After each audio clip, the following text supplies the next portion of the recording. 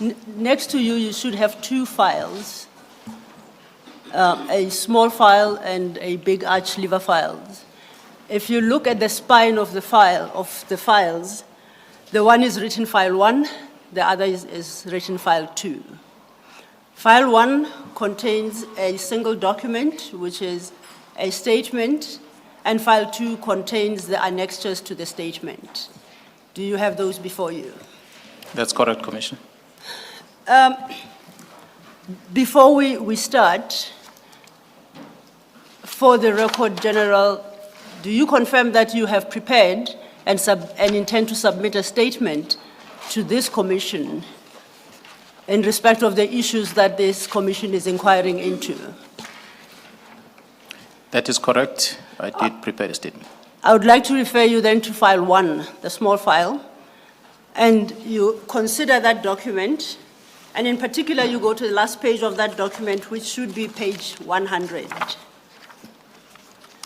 At the bottom of that page is a signature above your name, Mkhwanazi, is dated the 16th of September 2025.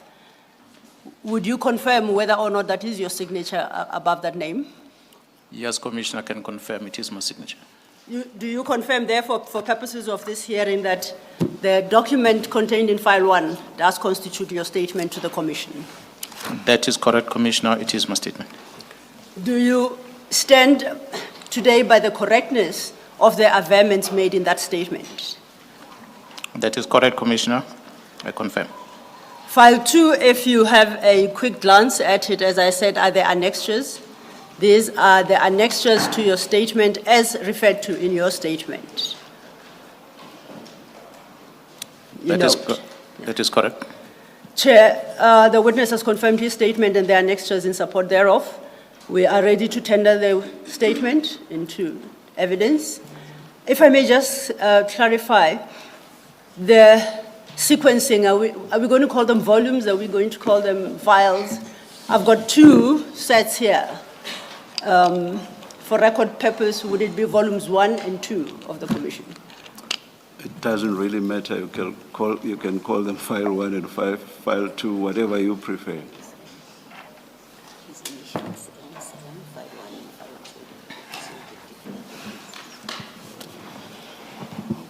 Or for them, yeah, you may use the general's initials and Mkhwanazi.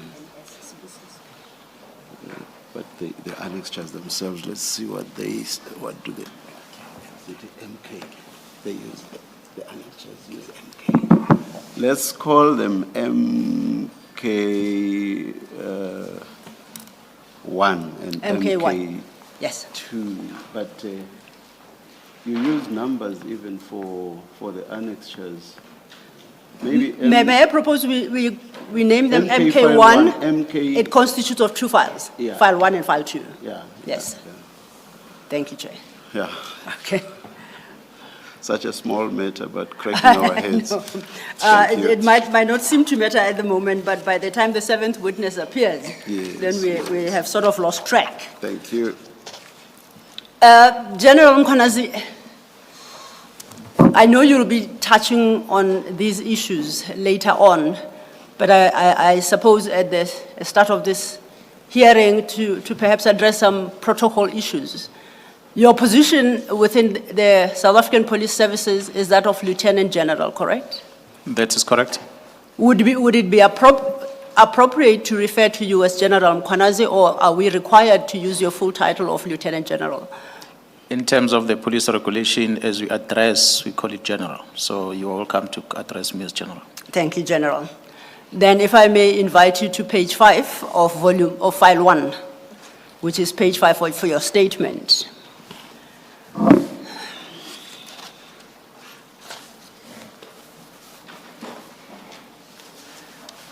Could you very briefly introduce yourself to the commission and for the record, indicating when you joined the police force and your progression through the force from when you joined till date? Commissioner, I did not join, I joined the force, you're correct. That was in 1993, which then translated into the service in 1995, when the democracy started in our country. I joined the service in 1993, June, when I underwent training at the police college in Pretoria. And from there, I was deployed to go and work in Potchefstroom. At the time, the unit was called Internal Stability Unit. In 1993, when December, after my training, which the name then later changed into Public Order Policing Unit. And from Public Order Police Unit, Potchefstroom, I moved to Durban, Public Order Policing Unit. That is when I joined the Special Task Force from Durban. I attended a training in the Special Task Force in 1998, and from there I worked at the unit, the Special Task Force Durban, until 2001. In 2001, I moved to Pretoria, where I assumed command of the Pretoria unit, Special Task Force. And from there, I became the deputy head of the task force, and subsequent to that, promoted to the overall command of the Special Task Force in 2005. And from there, I moved to become a head of specialized operations that includes the Air Wing, the Special Task Force, the NIU, TRT, and other units that are tactical in the South African Police Service. And from there, I became the acting National Commissioner. From the position of acting National Commissioner, which was a couple of months, just less than a year, I spent the whole year after that enjoying time sitting at home without the post. And subsequent to that, I was then deployed to be the head of facility management in the South African Police Service. And from there, I Find the perfect hotel for you on the Booking.com app. Choose from development.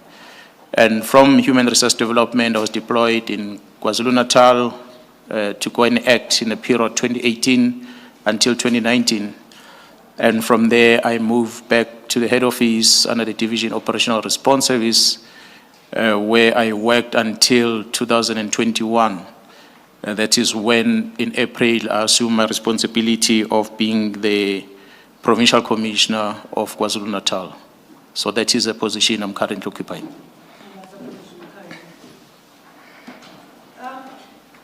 May I refer you to file 2? And in particular, I would like to draw your attention.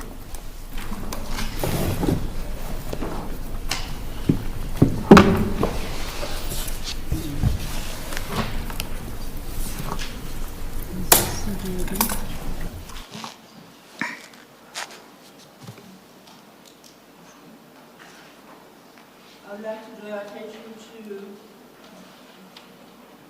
Annexure MK3 that appears in file 2 from page 13. Oh, apologies. I'll start again. I do apologize. Apparently my mic was off, so I wouldn't have been on record. So, General, I refer you to the file 2, and in particular to page 135. It's a document marked Annexure MK3, and that is your curriculum vitae. Insofar as your educational background is concerned with reference to that document, could you please highlight some aspects thereof? Thank you, Commissioner. According to the curriculum vitae and the information that I know is that I finished my matric at the high school, Siyahlomula High School in Pietermaritzburg in the township of Ashdown. And from there, I conducted my tertiary studies at the Technical South Africa back then. That's when I obtained my national diploma in policing. And subsequent to that, I then obtained my bachelor degrees in policing at the Tshwane University of Technology. And that is my tertiary studies, commissioners. Other than that, I attended quite a lot of other training programs, which would include executive development program that was held at Wits University. and there's other courses that I attended, which will include the Executive Development Program from the African Institute for Mentoring, and many other training programs within the South African Police Service, including other training abroad, such as in the United States of America and the U.S. Department of Justice Federal Bureau, where I attended training programs on a supervisor's role in counter-terrorism investigations, as well as Louisiana State University, where I attended a crisis response training. There's training programs that I attended at International Paul Tingley Management Services, which was a development program for high-performance managers, amongst others. As I said, Commissioner, there are many other developments that I had within the South African Police Service. I've counted some of them from Task Force, Public Order Police, and the likes. Thank you for that, General. And thank you for introducing yourself to members of the Commission. Now to turn to the business of the day. Please refer to file 1 now, to your statement. And I would like us to pick up this conversation from your paragraph 6. In paragraph 6, as I understand it, you seem to qualify the testimony you are about to give, and I would like you to explain to the commissioners the extent of that qualification and the explanation of the nature of the testimony and evidence that will be tendered in this commission. Thank you, Commissioner. It is important for the Commissioner and the general public at this juncture to understand the main function of the South African Police Service, which is primary to investigate a crime that has been committed. So in the course of our investigation and analysis, as well as the collection of evidence that we get, the information and evidence that we get, the patterns are established to which further the more detailed investigations may be warranted. To the extent that these patterns are established, the potential threat to the independence and the proper functioning of the justice system, these are flagged and pursued where required. In the result, a number of allegations I advanced during that press briefing are premised on and intended to draw the attention to establish and to the developed pattern which enjoined us all to urgently act as law enforcement as well as the country to effectively respond to the threats that have been established during the course of the investigation. And as you were not here, the evidence leader pointed out that we are here today because of the press statement and the press briefing, the press statement you delivered on the 6th of July that was published to the country at wide. You deal with this aspect from your paragraph 7. If you could have regard there too. And to this end, you have an annexure there referred to as MK2, and for reference that would appear at page 103 of file 2.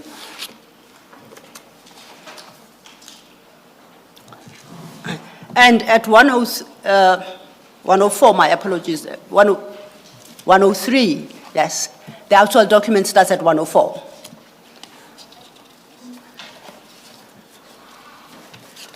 Could you give the Commission a brief background to how that document and subsequent briefing came about? Commissioner, on the 6th of July, when I made this address before the South Africans, it was because I wanted to inform the public about the level of challenges that we're experiencing as a South African Police Service in relation to the work we do as the police, which involve criminality and the political interference on the work that we do as the police, which will also include corruption within the value chain of the justice system, which we are part of as law enforcement.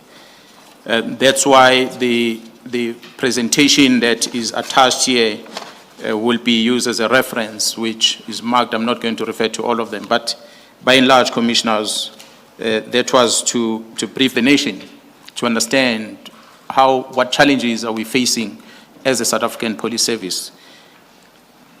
Are you the sole author of the content of that document? Or do you have other people or persons that participate in the creation of that document and the information contained therein? I must indicate, Commissioner, that this briefing which I made on the 6th of July, it is a product of the collective and collaborative efforts of various units within the South African Police Service. The majority of men and women in blue in this service who were responsible for, together with myself, in compiling this document. It is therefore a reflection of the common concerns that we share as colleagues in different ranks within the service, which made us to have a common desire for these problems to be resolved, and in order to enable these members of the service to be able to serve with honor and dignity. You make what I consider to be an important point at paragraph 11 that I think you should share with the Commission, which would seem to speak to a risk in the absence of positive action. What is that risk? What is the fear and what is the risk? Commissioner, on this paragraph level, it has been my aim that I want to demonstrate that the criminal justice system has been subject to a continuous threat, as well as sabotage, which has been with us over an extended period, to a point where we believe it is at real risk of a total collapse if nothing is done. Therefore, an urgent and effective interventions are required in order to avert this outcome. And I believe this commission will stand to play a very important role in order to help us to prevent this total collapse of the justice system in our country. Your statement in that part concludes with a personal message. Would you like to deliver it at paragraph 12? Yes, that's correct, Commissioner. As we had appeared before the South Africans on the 6th of July, I must first thank the media in South Africa for affording us an opportunity to be able to share our challenges with the public, which then, as a result, it helped the state president to establish this commission following that press briefing, which we also appreciate, as this commission is going to help us to deal with the challenges that we are facing as we execute our duties. And lastly, I want to thank the general public for having received our message very well. And I'm sure what we're going to talk about is not necessarily everything that the public are experiencing out there in terms of the experience they have as they interact with the justice system, but it is mainly to address those that we were speaking about on the 6th of July. Thank you. I would like to draw attention then to paragraphs 13 and 14, which set out the scope of your statement and the testimony you are about to give. Can you briefly speak to that scope of your evidence? Commissioner, the main address that we put on this statement will focus in the main on what has been much talked about, which is the KwaZulu-Natal political killings task team. We will want to address that first, and secondly, we will want to address the criminality, the political interference, as well as the corruption within the criminal justice system.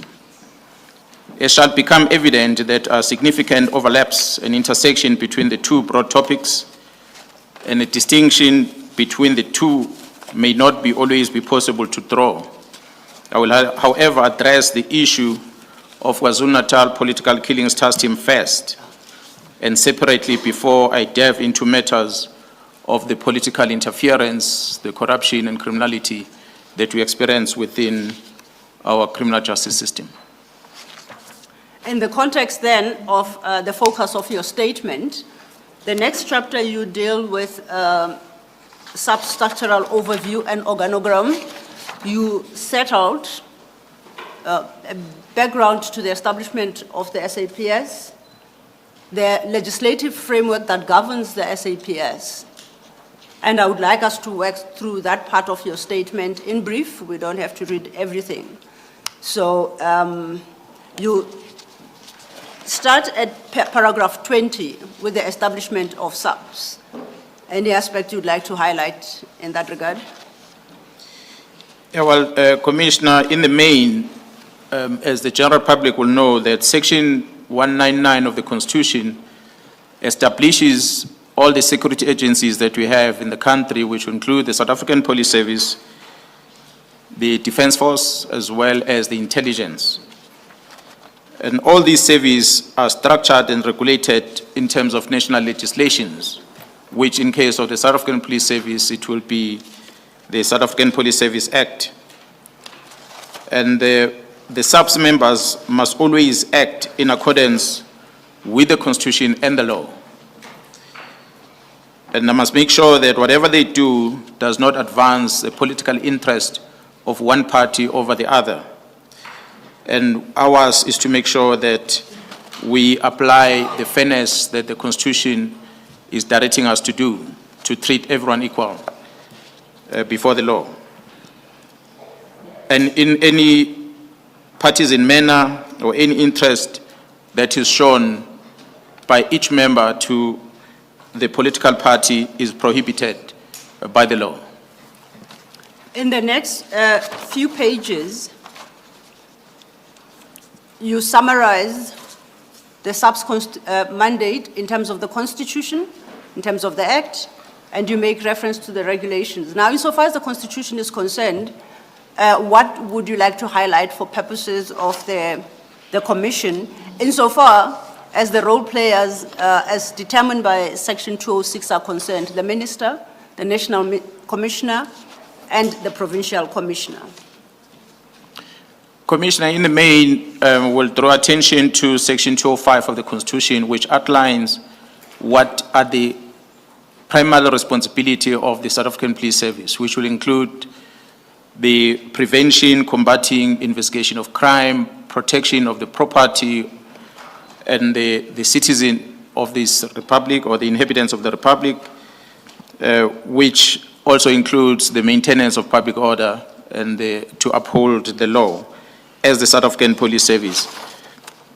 That is what the Constitution tells us to do. But the same Constitution, under different sections, Section 206 of the Constitution outlines the responsibility of the Minister of Police, which is that of a policy development.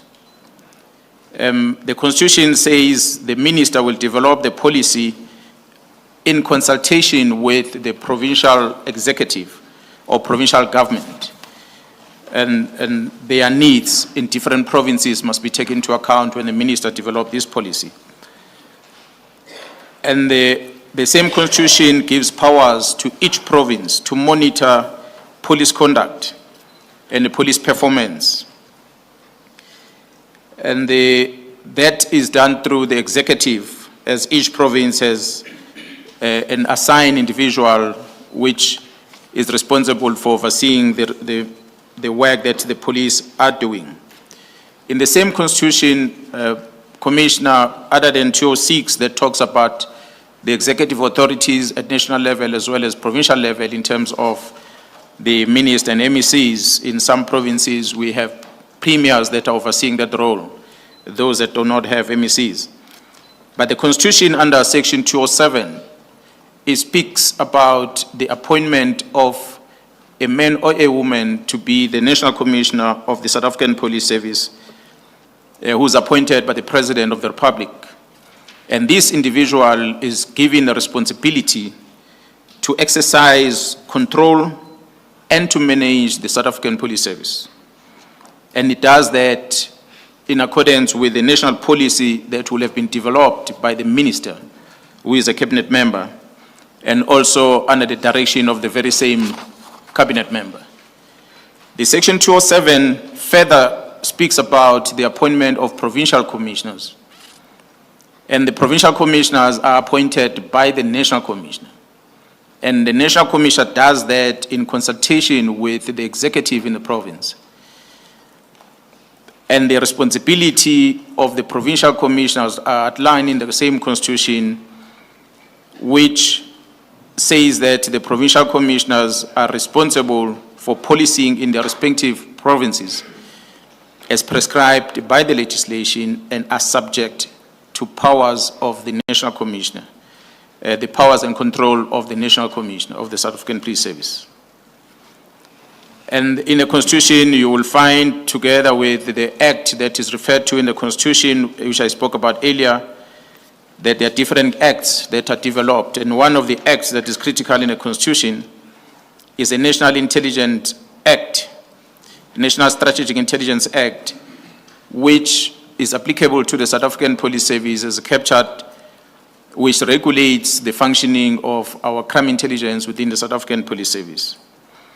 I sum the Constitution establishes a single police service, and this concept creates a unified and standardized police service across the Republic under the leadership of the National Commissioner of the South African Police Service. Thank you. You then tend to deal with the Act and the provisions of the Act. Your statement does speak to what the Act regulates and provides for. In this context, I would like you to work